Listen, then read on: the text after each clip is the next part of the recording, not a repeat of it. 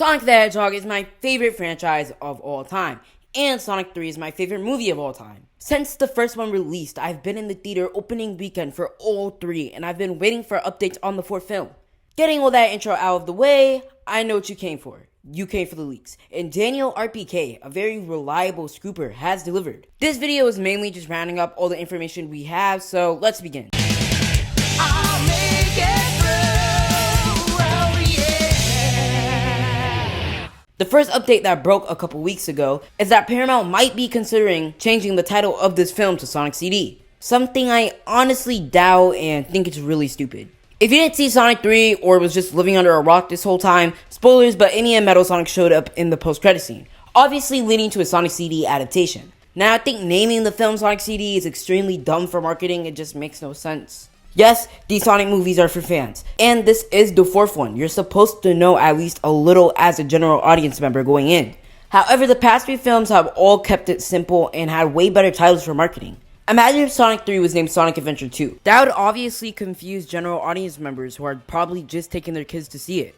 If you just name it Sonic 4, way more butts and seats. If this is true, it's probably something a dumb Paramount employee threw around before going on with their day. Moving on with our second point, this film will deal with time travel and a dark future. I mean, duh. That was obviously a given. That's literally the plot of Sonic CD.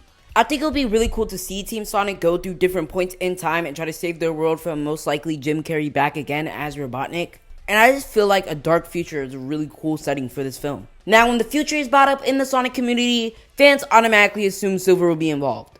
For good reason too, that's literally his backstory.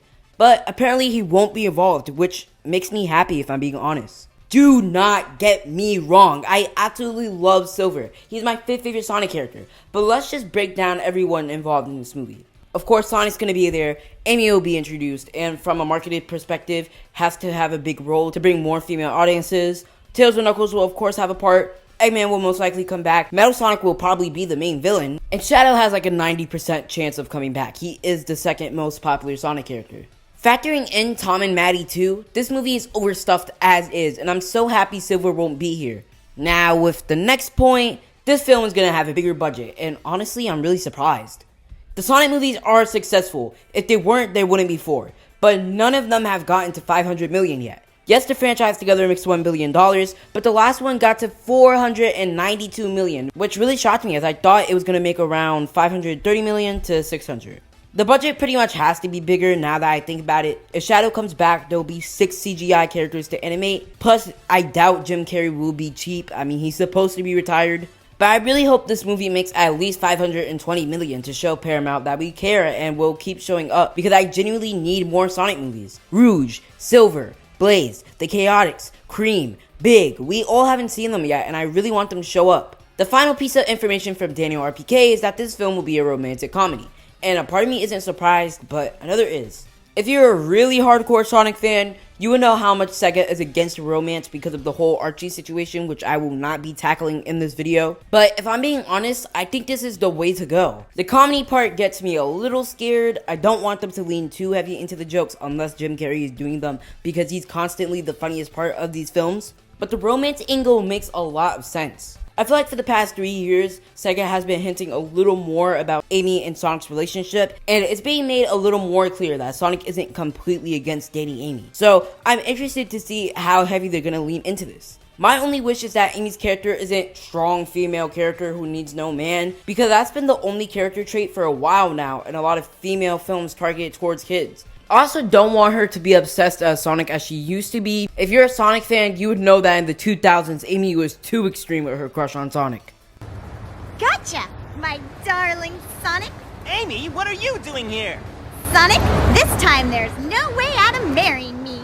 Give her Amy's modern character traits. Make her caring, make her energetic, have a little feist in her. Just handle Amy well. And that's all for the video.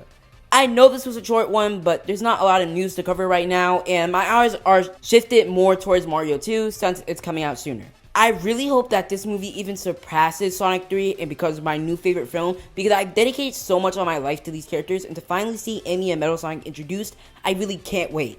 If you want to keep up with the different updates or predictions for Sonic 4, I would love if you subscribe and check out some of my other videos.